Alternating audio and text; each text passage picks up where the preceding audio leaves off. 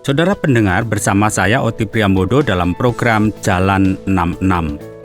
Sebuah program di mana kita mempelajari Alkitab pasal demi pasal dan memahami isinya. Bersama Pak Yones, narasumber kita, hari ini kita akan mempelajari kitab 2 Raja-Raja pasal yang ke-16 dan yang ke-17 dengan tema Akhir Kerajaan yang Melupakan Tuhan. Mari kita mendengarkan bersama dan belajar dari kisah dalam Alkitab. Sangat berbahagia ya kita boleh diberikan kesempatan oleh Tuhan untuk apa? Untuk tetap belajar kebenaran firman-Nya. Dan masih bersama saya Pendeta Yohanes di program Jalan 66. Gimana kabar saudara hari ini?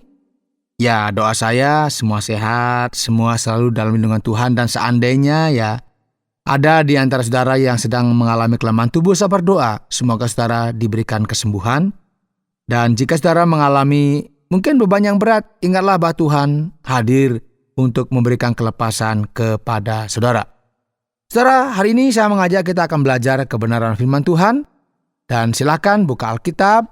Atau bagi saudara yang mungkin ya sedang dalam perjalanan berkendara di mobil dan sebagainya, silakan fokus ya.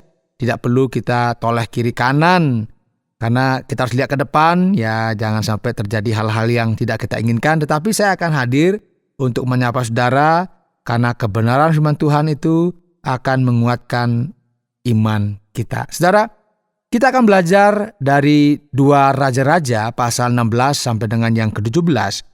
Dan kita tahu bagaimana kerajaan baik di utara yang kita sebut sebagai Israel dan selatan sebagai Yehuda, itu mereka dari waktu ke waktu semakin jauh dari Tuhan. Dan tentunya akhirnya mereka juga mengalami masalah. Tuhan mengizinkan mereka menghadapi musuh yang begitu besar yang semakin menguasai wilayah itu, yaitu apa? Asyur. Dan kita tahu kalau kita melihat di pasal 16, ini mengisahkan tentang pemerintahan Ahaz, ya, putra Yotam. Disebutkan di sini bahwa berumur 20 tahun ya pada waktu dia menjadi raja, dan 16 tahun lamanya ia memerintah di Yerusalem. Saudara, beberapa ahli ini menyebutkan pemerintahan yang lebih panjang, ya, ditambah dengan 16 tahun yang disebutkan di sini. Yang sangat mengejutkan dan juga menakutkan kita bahwa tingkat kejahatan yang dilakukan oleh Ahaz itu sesuatu yang orang bilang, kok bisa? Karena dikatakan hidup menurut kelakuan raja-raja Israel. Dia ini kan di selatan, tetapi hidup menurut kelakuan raja-raja Israel. Bahkan dikatakan dia mempersembahkan anaknya sebagai korban dalam api. Sesuai dengan perbuatan keji bangsa-bangsa yang telah dihalau Tuhan dari depan orang Israel. Kemudian disebutkan juga ia mempersembahkan dan membakar korban di bukit-bukit pengorbanan dan di atas tempat-tempat yang tinggi dan di bawah setiap pohon yang rimbun. Nah, kita melihat di sini saudara, pada waktu itu Rezin ya raja Aram dan Pekah bin Remalia itu raja Israel itu memerangi Yerusalem. Jadi ini kok bisa raja Israel yang di utara ini memerangi serang Yerusalem bergabung dengan raja Aram. Ini mengepung Ahaz, tetapi dicatat mereka tidak dapat mengalahkan dia. Nah, dalam situasi kemerosotan dan kelemahan secara rohani, kita melihat bahwa kerajaan di utara dan selatan ini saling berperang. Nah, selama serangan terhadap Ahaz yang jahat, terhadap Rezin dan Pekah, jadi Rezin Raja Aram itu merebut kembali Elat. Dan kita melihat bagaimana Raja Israel dari utara ini akan bersekutu dengan orang Syria, orang Aram, yang saya katakan tadi. Jadi mereka mengusir orang-orang dari Yehuda, dan Alkitab mengatakan bahwa orang Edom kemudian tinggal di Elat. Aduh, mereka sendiri tidak bersatu lagi, saudara. Dijelaskan di kitab suci, ya, jadi Ahaz itu menyuruh utusan-utusan kepada Tiglat-Pileser, ya, Raja Asyur, mengatakan, "Aku ini hambamu dan anakmu." Jadi dia semacam menawarkan, yuk kita beraliansi secara permanen. Dan ingat, raja ini kan penyembah berhala, raja asing, dan dia bertanya, "Majulah dan selamatkanlah aku dari tangan Raja Aram dan dari tangan Raja Israel yang telah bangkit menyerang aku. Jadi Ahas itu mengambil perak dan emas yang terdapat dalam rumah Tuhan, dalam perbendaharaan sang raja, dan mengirimkannya kepada Raja Asyur sebagai apa? Persembahan. Maka Raja Asyur ini kan mendengar permintaannya dan maju melawan Damsyik, merebutnya dan mengangkut penduduknya tertawan ke Kir, tetapi Rezin dibunuhnya. Nah, kekuatan besar Asyur ini semakin kuat, dan sayangnya saudara, kita melihat Yehuda bersekutu dengan bangsa yang sesat. Dan ya sebenarnya dia tidak lagi mengandalkan Tuhan, tapi ini bersifat politik sebenarnya. Hal yang paling mengejutkan adalah Ahas. Jadi dia dikatakan melihat sebuah mezbah di Damsyik. Pada kesempatan ketika ia pergi menemui Raja Asyur, Tiglat-Pileser, dan ia memerintahkan Imam Uria untuk membuat mezbah berdasarkan model mezbah pagan ini, bukan berdasarkan model yang diberikan oleh Tuhan. Jadi dia semacam melakukan modifikasi pada mezbah Tuhan, tidak lagi mengikuti model yang sudah diberikan, yang sudah ditetapkan oleh Tuhan. Kalau kita membaca pada pelajaran-pelajaran sebelumnya, di pasal 17 saudara, kita akan melihat saudara, bagaimana pemerintahan Ahas ini digambarkan terlalu banyak hal-hal yang negatif. Kita akan menemukan bahwa Hosea, putra Elah, menjadi raja Israel di Samaria. Dan di sini kita melihat raja terakhir Israel yang akan memerintah itu dari tahun 732 hingga 722 itu sebelum Kristus. Nah, Salmaneser, Raja Asyur itu maju melawan dia. Hosea takluk kepadanya serta membayar upeti. Ini seperti katakan, kalau takluk dia harus bayar upeti. Tetapi kedapatanlah oleh Raja Asyur bahwa ia di pihak Hosea ada persepakatan, karena Hosea ini kan telah mengirimkan utusan-utusan kepada Raja Mesir dan tidak mempersembahkan lagi upeti kepada Raja Asyur. Ini semacam saling silang, saling sikut ya. Dan ini tentunya membuat Raja Asyur marah dan menangkap dia dan membelenggu dia dalam penjara. Kemudian majulah Raja Asyur menjelajah seluruh negeri itu, menyerang Samaria dan mengepungnya 3 tahun lamanya. Dan kita tahu bahwa Samaria ini kan ibu kota dari kerajaan utara. Nah, selama 3 tahun saudara, pada tahun ke-9 pemerintahan Hosea, Raja Asyur merebut Samaria dan mendeportasi orang Israel ke Asyur, semacam diperbudak begitu ya. Sekarang akhirnya sekitar 200 tahun ya, kita akan melihat akhir dari kerajaan ini yang melupakan sang bapa bangsa yang ditaklukkan oleh bangsa Asyur. Oleh bangsa ini yang akan menjadi pengaruh negatif ya dalam sejarah umat Allah. Karena mereka akan bercampur dengan bangsa-bangsa lain di wilayah Samaria dan di tempat-tempat lain di mana bangsa Asyur membawa orang Israel dari 10 suku di utara.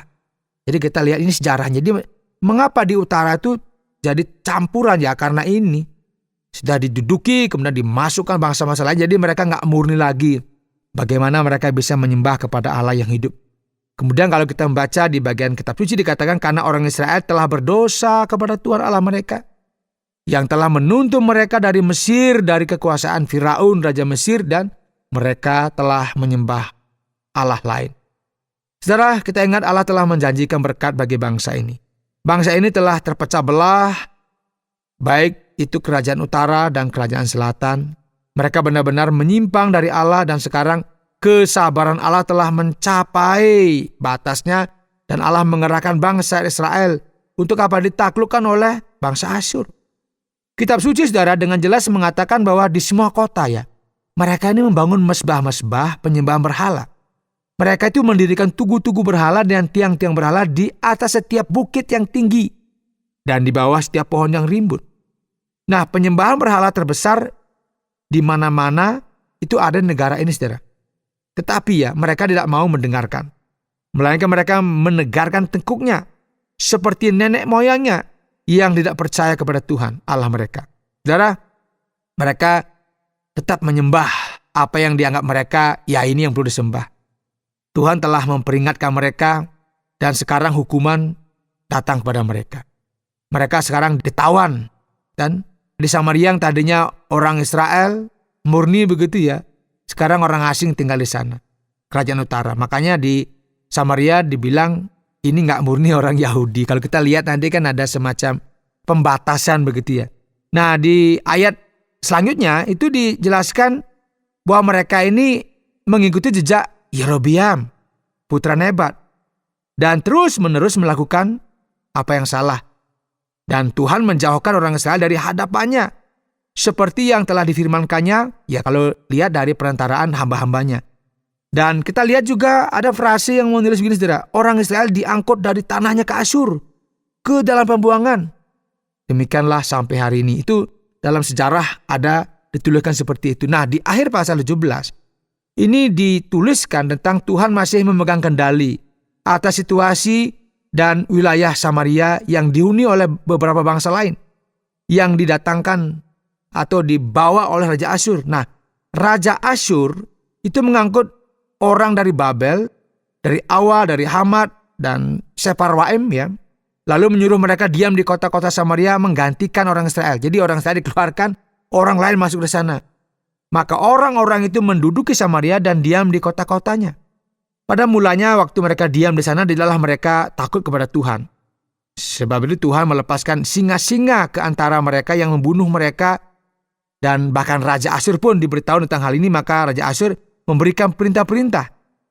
Kalau kita baca di dalam kitab suci, suruhlah pergi ke sana salah seorang imam yang telah kamu angkut dari sana ke dalam pembuangan. Biarlah pergi dan diam di sana dan mengajarkan kepada mereka hukum beribadah kepada Allah negeri itu. Maka salah seorang imam yang telah mereka angkut dari Samaria ke dalam pembuangan itu pergi dan diam di Betel, ya. Ia mengajarkan kepada mereka bagaimana seharusnya berbakti kepada Tuhan. Tetapi setiap bangsa itu telah membuat Allahnya sendiri dan menempatkannya di kuil di atas bukit-bukit pengorbanan yang dibuat oleh orang-orang Samaria. Nah, setiap bangsa bertindak demikian di kota-kota yang mereka diami. Orang-orang itu datang dari berbagai tempat, ya, dari Babilonia, dari Hamat, dan kota-kota lainnya. Jadi mereka berbakti kepada Tuhan dan mengangkat dari kalangan mereka imam untuk bukit-bukit pengorbanan. Maka orang-orang inilah yang melakukan ibadah bagi mereka di kuil di atas bukit-bukit pengorbanan itu. Mereka berbakti kepada Tuhan, tetapi pada itu mereka juga beribadah kepada Allah yang mereka sembah selama ini sesuai dengan adat istiadat yang mereka bawa dari negerinya masing-masing. Saudara, kita melihat di sini bahwa tahun 722 kerajaan Israel, ya, kita tahu dimulai, ya, 931 atau lebih tepatnya telah terbagi menjadi bagian utara setelah 2 abad kesabaran Tuhan. Itu mengirimkan firman-Nya, mengirimkan para nabinya, dan umat itu tetap saja menutup hati mereka, ya, tetap berdosa, tetap menyembah berhala, dan kini telah mendatangkan akhir, ya, bagi kerajaan ini. Karena apa? Mereka melupakan Tuhan. Sayangnya memang, saudara, ada titik tanpa kembali. Ada batasan bagi dosa, bagi apa yang dilakukan manusia tanpa memikirkan akibatnya. Inilah yang terjadi pada Israel pada abad ke-8 pada tahun 722. Ini adalah akhir dari kerajaan yang melupakan Sang Bapa. Anda sedang mendengarkan Jalan 66, program pelajaran Alkitab, dan saat ini sampai pada 2 Raja-Raja pasal yang ke-16 dan yang ke-17. Kita sampai pada sesi tanya-jawab. Pak Yohanes, pelajaran hari ini agak melankolis. Dan kita melihat semua suku, seluruh kerajaan utara kini benar-benar lenyap dari pandangan. Dan pertanyaannya adalah, bagaimana mungkin seorang raja umat Allah mencapai tingkat kejahatan yang begitu tinggi seperti yang dilakukan oleh Ahaz? Tingkat kemerosotan Ahaz ini memang sangat mencengangkan, ya. Penting untuk dicatat, saudara, bahwa Ahaz adalah raja dari kerajaan selatan, bukan dari utara atau Israel. Dia adalah raja Yehuda.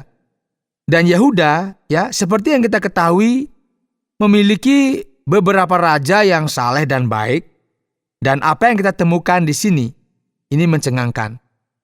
Ternyata tidak ada batasan bagi kejahatan dan dosa yang dapat dilakukan manusia. Nggak peduli dia apakah berada di tempat yang sangat luar biasa baiknya. Saat ini, saudara, kita hidup dalam gagasan di tengah-tengah masyarakat bahwa orang melakukan hal yang salah tanpa maksud berbuat salah. Nggak begitu maksudnya. Ini kan, ya memang sudah begini, diapakan. Mereka melakukan, ya sudah, saya juga nggak tahu kok bisa melakukan seperti ini. Ini kan nggak boleh sebenarnya seperti itu. Manusia yang dibiarkan sendirian, yang dikuasai oleh dosanya sendiri, mereka akan mampu melakukan kekejaman terburuk yang pernah kita bayangkan. Ini yang kita lihat dalam kisah Ahaz. Seorang pria, seorang bapa yang menyimpang dari Tuhan dan melakukan dosa yang sangat-sangat besar dalam zamannya. Nah, pada pelajaran sebelumnya disebutkan pentingnya menjalin aliansi dengan negara-negara tetangga, kontrak politik. Tetapi mengapa Raja Hosea meminta bantuan orang Mesir? Siapakah raja yang disebutkan dalam ayat yang keempat, pasal yang ke-17? Raja Mesir, Raja So itu. Memang banyak sekali yang terjadi di sini, Pak Oti. Sebenarnya apa yang kita lihat dalam kasus ini, kita perlu memahami bahwa tanah Israel dan Yehuda itu mengalami begitu banyak perang dan kekacauan yang memang sangat hebat ya. Karena ini kan ada berbagai hal ya, termasuk salah satunya alasan geopolitik. Tempat ini adalah pusat, jadi penghubung utama antara Afrika Utara, wilayah Mesopotamia, dan juga Turki yang kemudian akan disebut Asia Kecil. Jadi ini adalah tempat yang sangat penting dan sentral yang menyediakan jalur bagi kekuatan-kekuatan utama dunia kuno dan semua orang ingin mengendalikan wilayah ini. Jadi yang terjadi yang kita lihat di sini, dengan melemahnya kerajaan-kerajaan, raja-raja Israel dan Yehuda tergoda untuk apa? Menjual diri kepada raja-raja yang lebih kuat di sekitar mereka. Ini tidak jauh berbeda dengan apa yang terjadi misalnya ketika terjadi perang Dunia Kedua, beberapa negara yang merasa kurang mampu begitu dia, oke, saya takluk kepada yang lebih kuat, misalnya seperti itu. Dan ini tentunya kita tahu, ini dari dulu ternyata sudah begitu. Ini bicara mengenai siapa yang kuat yang memegang kendali. Jadi Asyur lebih kuat. Tetapi ingat di sini juga ada Mesir. Meskipun bukan negara terkuat saat itu, tapi apa? Memiliki kepentingan di kawasan tersebut dan memiliki potensi juga untuk menguasai. Nah, semua indikasi ini menunjukkan bahwa raja dari Mesir ini dan dari dinasti Ethiopia yang menguasai Mesir ya pada awal abad ke-8 ya, ia juga dituliskan dalam berbagai literatur. Ia bukanlah raja yang sangat berkuasa dan bukan juga yang ekspresif, tetapi ada sesuatu yang harus kita perhatikan. Dikatakan Hosea mungkin berkata, bantulah aku di sini. Ini adalah cara lain kita bisa memahami apa yang terjadi di sini. Tetapi bantuan dari orang Mesir ini ternyata nggak cukup. Jadi Hosea ini mencoba melepaskan diri dari kekuasaan dan ternyata hasilnya apa? Malah tambah buruk. Saya rasa Raja Mesir ini berkata, silakan ambil sendiri. Nah, bangsa Asyur ini sesuatu yang menarik. Dan sepertinya saya rasa mereka tidak terlalu pintar. Perhatikan di sini. Mereka membawa semua orang dari kerajaan utara ke pengasingan dan mereka membawa orang-orang dari bangsa lain untuk tinggal di Samaria. Mengapa ada pertukaran seperti ini? Apakah itu benar-benar perlu atau dia melakukan ini hanya untuk mendapatkan orang baru di daerah tersebut? Bagi mereka yang membaca Alkitab dan tidak banyak tahu ya, akan berpikir bahwa bangsa Asyur ini semacam membuat semacam pariwisata ya, mengantar orang dari satu tempat ke tempat lain ya untuk mengunjungi negeri ini dan negeri itu. Bukan seperti itu ya. Ini menarik sebenarnya. Bangsa Asyur itu melakukan semacam strategi militer. Mereka ini takut bahwa orang-orang yang ditaklukkan akan mulai memberontak dan mencoba melepaskan diri dari kekuasaan mereka. Jadi mereka melakukan ini untuk menghindari yang namanya pemberontakan. Jadi caranya gimana? Mereka mencampur aduk bangsa-bangsa. Mengapa? Karena jelas jauh lebih mudah untuk mengorganisir pemberontakan jika saya berada di antara teman-teman dengan orang-orang yang saya kenal, orang-orang yang sudah tumbuh bersama-sama, berbicara dalam bahasa yang sama. Jauh lebih mudah untuk mengatur berbagai hal dan melakukan sesuatu apabila ini sudah dari awal sudah sama gitu ya. Tetapi ketika saya dikelilingi oleh orang-orang dari berbagai tempat, setiap orang dari bangsa yang berbeda, berbicara dengan bahasa yang berbeda yang tidak saya mengerti, maka lebih sulit kalau saya mau mengadakan pemberontakan. Kira-kira seperti itu. Ini strategi militer. Jadi mereka akan mencampur adukan mereka, jadikan satu. Akhirnya mereka tidak mampu lagi mereka bersatu untuk apa? Memberontak. Dan ini tentunya strategi yang menarik. Karena kita tahu bahwa bangsa Asyur kemudian membawa orang-orang ini dari berbagai tempat untuk kemana? Tinggal di Samaria. Tadinya kan full itu orang Yahudi lah. Tapi sekarang setelah orang Yahudinya itu ditawan, dimasukkanlah orang lain, nanti ya masih ada beberapa di sana kumpul, ya tidak bisa lagi mereka memberontak. Makanya kita kan selalu melihat Samaria ini kan sangat terkenal karena dikatakan orang Yahudi campuran. Makanya kita tahu bagaimana kisahnya orang yang di selatan tidak bergaul dengan yang di utara karena ya masalah begini ya. Bahkan tidak hanya percampuran ras tetapi juga pencampuran agama. Jadi dengan ini ya kita membaca Alkitab nantinya ya akan memahami seperti yang saya katakan tadi bagaimana ada perselisihan antara orang Yahudi dan Samaria kalau kita nanti baca di Perjanjian Baru. Baiklah, berikut pertanyaan yang mungkin banyak dipikirkan oleh orang. Di manakah suku-suku Israel saat ini? Apakah mereka benar-benar menghilang? Mungkin jika kita melihat di sekeliling kita akan dapat menemukan suku yang hilang di suatu tempat. Kok dulunya ada, sekarang nggak ada ya? Bagaimana kita bisa menjawab pertanyaan ini? Pertama-tama kita perlu tahu bahwa suku Yehuda dan Benyamin masih ada karena Yehuda pergi ke Babel, lalu kembali. Dan merekalah yang kita sebut sekarang sebagai bangsa Yahudi. Keturunan khusus Yehuda dan Benyamin. Nah, suku-suku Israel yang bercampur di utara ya dan dikirim ke beberapa tempat berbeda, kita nggak dapat mengetahui dengan pasti apa yang terjadi pada mereka. Tidak ada catatannya. Kita tahu bahwa orang-orang Yahudi di kemudian hari, ya kita memiliki orang-orang yang mengetahuinya karena nama belakang mereka. Bahkan ada kutipan dalam Perjanjian Baru yang mengatakan bahwa Hana dan Simeon berasal dari suku Asyer. Jadi mereka mampu mengidentifikasi beberapa orang saja. Tetapi sebagian besar suku-suku tersebut tidak pernah benar-benar ditemukan lagi. Ya, ada orang-orang yang mengemukakan ini teori ya, yang berbeda bahwa suku-suku tersebut melahirkan kelompok-kelompok tertentu di Eropa dan juga melahirkan orang-orang yang berbeda, bahkan penduduk asli di sekitarnya. Tetapi ini hanya dugaan dan hampir merupakan ya semacam fiksi sajalah. Kita tidak memiliki bukti apapun, sesuatu yang objektif yang memungkinkan kita memahami dengan pasti. Nah, rupanya suku-suku tersebut bercampur ya dengan bangsa-bangsa lain dan dalam banyak kasus ya mereka kehilangan identitas mereka yang sangat berbeda dari apa yang terjadi di Yehuda di kerajaan selatan. Terima kasih Pak Yohanes. Bagaimana dengan kesimpulan bagian ini? Saudara, hari ini dalam program Jalan 66, kita telah bersama-sama belajar dari kitab 2 Raja-Raja, pasal 16 dan 17. Dan tentunya kita melihat ini semacam kisah yang sedih. Seperti melankolis begitu ya, dikisahkan di sini.